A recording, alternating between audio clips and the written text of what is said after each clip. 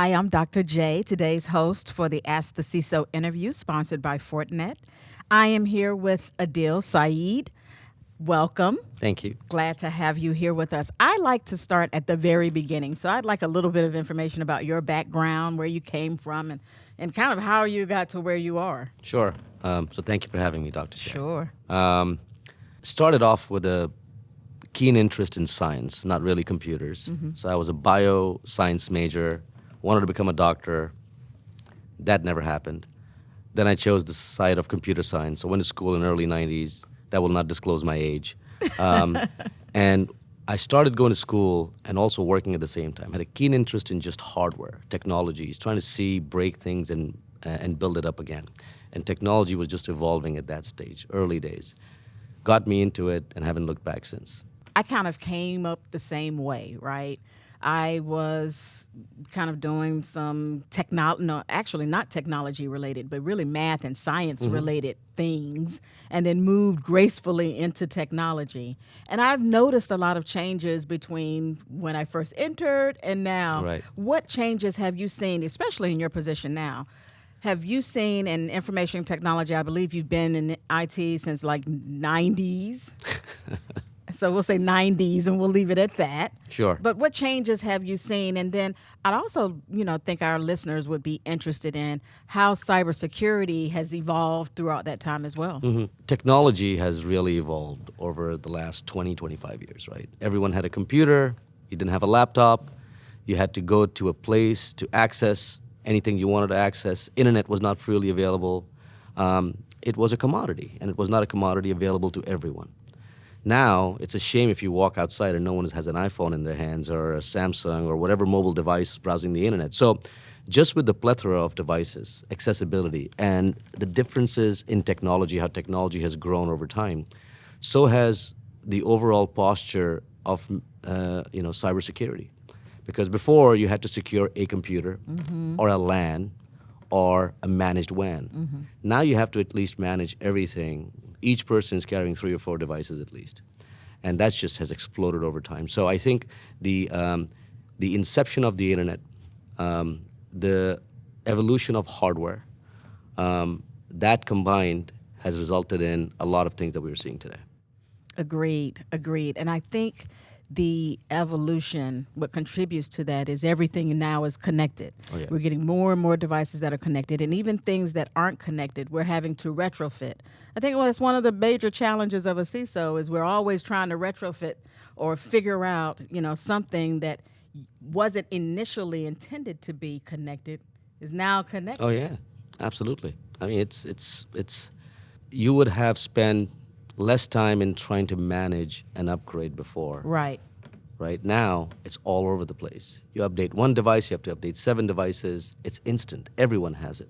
I mean, it's just expanded the whole paradigm of security, and security is no longer confined to the 4 walls. It's infinite. When I think of that, I also think of the role of the CIO. And so I've kind of toggled in between the two at different points of my career. When I was at the White House, I was the Deputy CIO, and then moving into a CISO role post White House days. You've been doing the same thing. You've been a CISO a CIO at various organizations. How do you see that role evolving and that partnership actually evolving, in the future? I've been following in your footsteps. But I think traditionally CISOs came from a risk managed and quite a sturdy background, which was more about just compliance management, regulatory management. And being in the CIO fraternity, which is having that technical acumen, the business know-how, depending on which vertical you are in, adds more value when you transition over, or at least are asked to transition over, because no one willingly becomes a CISO. Right. When you shift over and become a CISO, you can take that technical acumen, the business know-how, couple that with risk management, regulatory management, and help drive more efficiency into business, because the role of a CISO is transitioning over time. And as it's transitioning, what was the role of a CIO before? A CIO would have been an IT manager. And as companies grew and technology became the epicenter of any business, all businesses are led by technology. Not to say it's not led by business folks, but technology is underpinning them. That led to the CIO having a seat at the table. Same thing in security.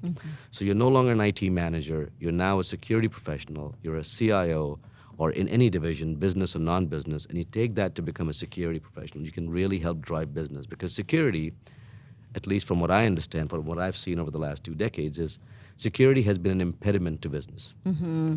The office of no. How can you not do stuff? Unplug it from the internet. But having that acumen from a CIO perspective, or that business knowledge, kind of helps drive that, you have to protect yourself, but you also have to find a fine balance between driving business, enabling business in a secure manner to operate. So I've been asked a lot, I've spent some time in federal government and now in private sector, and, what's the difference between federal and private sector, and what have you learned? I want to ask that from a very different lens, though. I want to ask you, the CIO and the CISO, how is that different? Should they be merged? Or do you think a CIO should be a CISO for a period of time, and a CISO we should swap roles for a little while to feel each other's pain? Well, that's actually a very good point. Pain. I think the interoperability of those two roles is a good idea, depending on the size of the organization, right? Not all. If I'm a corporate CIO, I led a business line managing the corporate functions for over 2 decades. Understanding how security works, understanding how technology works, the interoperability is there because you also have security in your under your remit. So to answer your question, yes, would it work? It would work. I'm not sure. First of all, I don't think they should be merged together because of church and state, right? Many security initiatives are not seen through to completion because they are managed within the technical paradigm and they get deprioritized. So I think they should be separate, but interoperability, switching roles, absolutely. Right. I always say that there's value sometimes in someone else sitting in the hot seat, because this is definitely the hot seat. Oh, absolutely. It's absolutely the hot seat. One of the reasons we're in the hot seat is because we have a massive shortage of cybersecurity workers, right? Cybersecurity Ventures predicts that there will be 3.5 million unfilled cybersecurity jobs by 2021. So we're almost at 2020.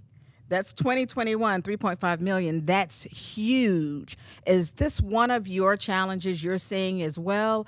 Or if you're not seeing it, even if you are seeing it, how are you approaching it? Definitely seeing it. It is, it's a 0% unemployment rate if you are a security professional, an information security professional. And it's supply and demand. There is way more demand than we are churning out security professionals in the right industry. And even if they are there, many of them do not want to be confined, bounded by an organization. They want to be free. They want to do whatever they want. So it's really a challenge finding the right talent. How I'm tackling it, how our organization is tackling it, is creating a pipeline, seeing if we can get grassroots candidates through university partnerships, college partnerships, and also through other programs. If we can get them trained on the job, build that bench strength over the next 2 to 3 years, and then also move people internally within the organization, right? Technology professionals that want to be security professionals, take them through a training course. That is the only way for us to at least make a nimble effort to try to get the right people in the right roles. Oh, so you mentioned something that's very near and dear to my heart. People always think that this is a people problem. It's a right people problem. Right. And so what you said was the right people in the right roles. What specifically can people do if we have people other than leaders listening to this podcast? What can they be doing to make sure that they are the right person for the right role? That's a big question. Let's take a definition of a role. You are a security analyst. You're analyzing data, or you are an ethical hacker, or you're a hacker. The role needs to be defined by the individual. The individual needs to have a comprehensive understanding of the role, right? So the right person, the right role is, you cannot take a systems administrator and parachute them into being a security analyst. Absolutely. Right? So that level of training and that level of understanding, you find the right people.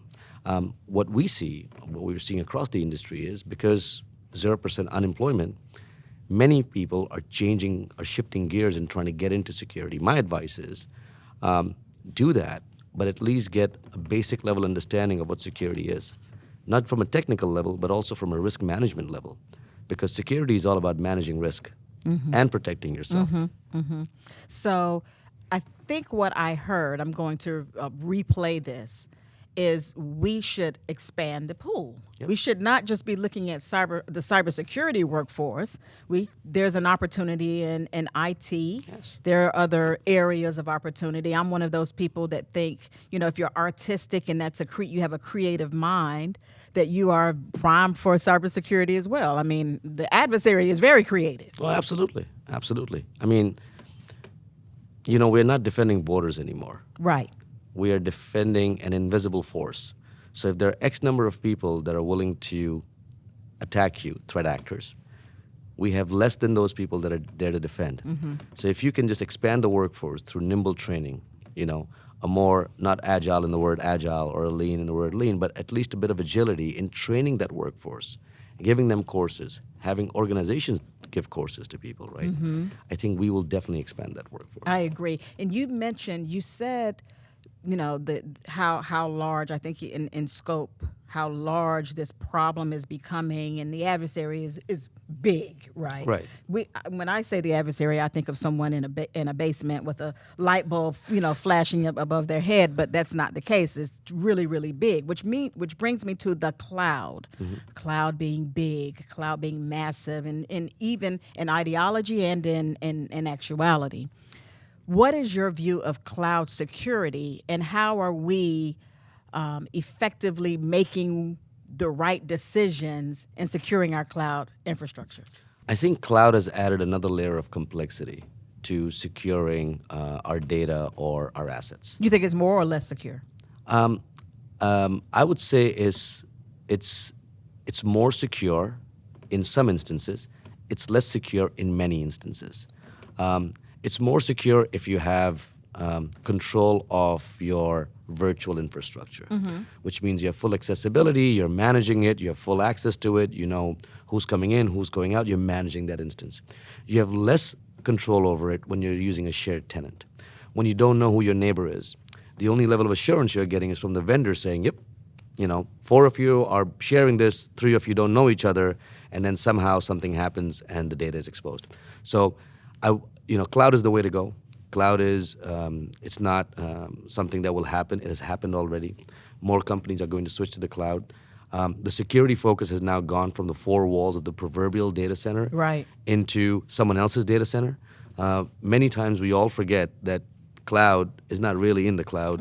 It's still in a data center. So you still need to have those level of controls, asset protection, asset management, physical and data security, and you just bring that into a different paradigm. Right.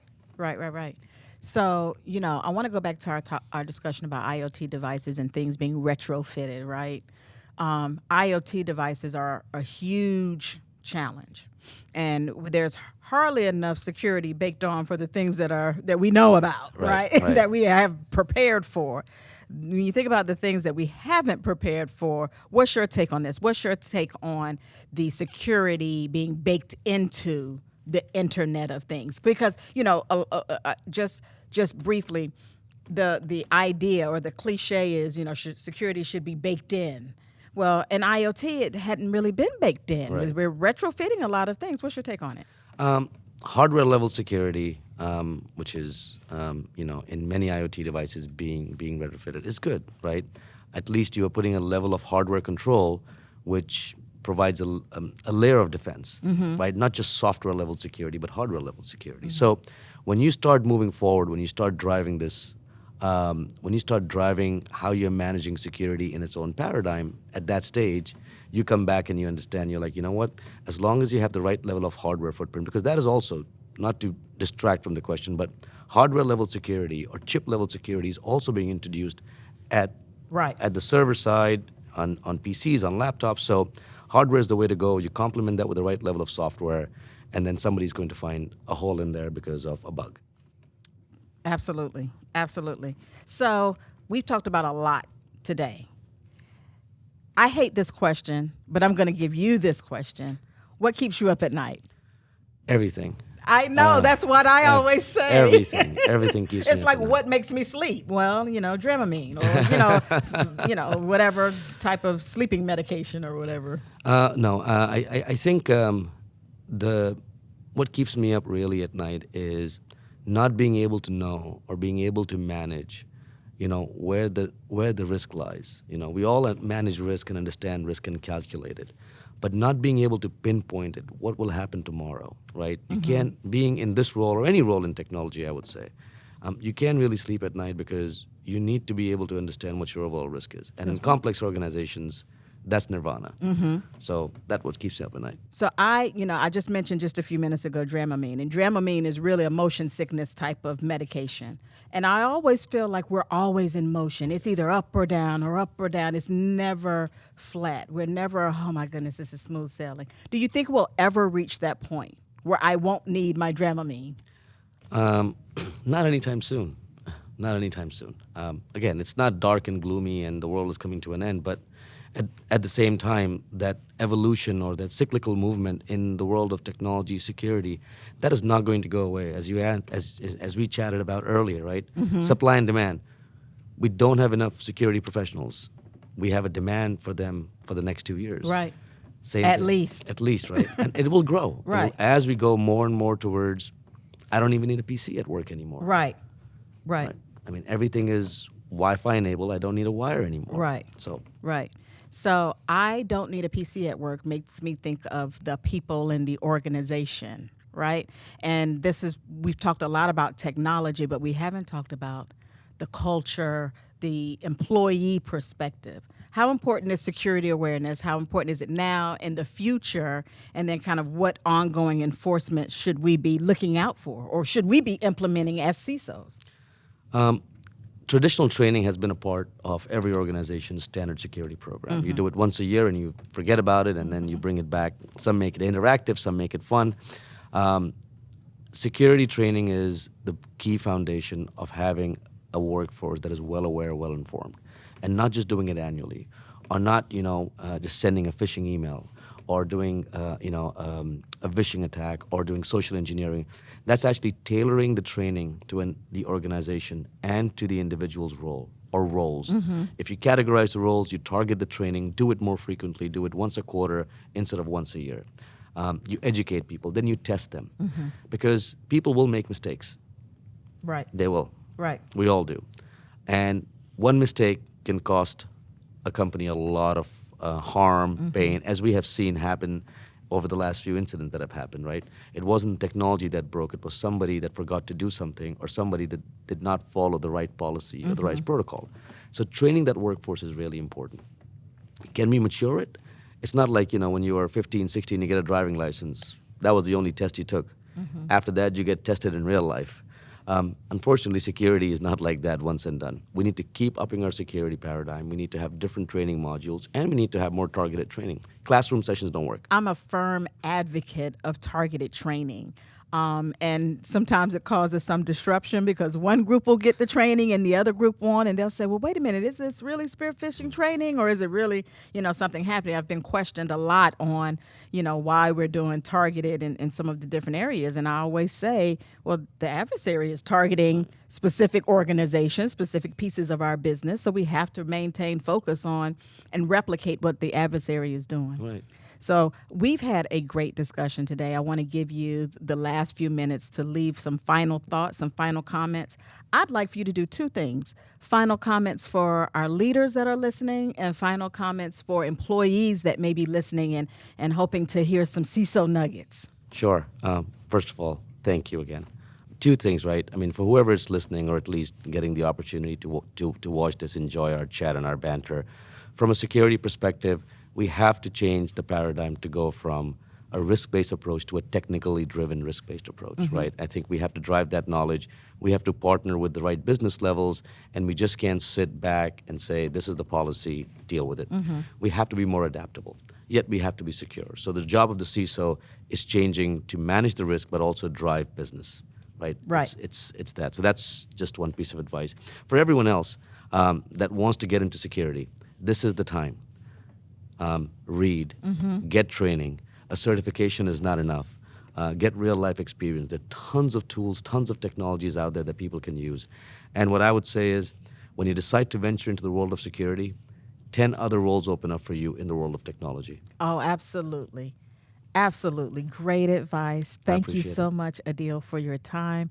I appreciate you being on our CISO discussion today. Thank you, Dr. J. Thank you. Appreciate it.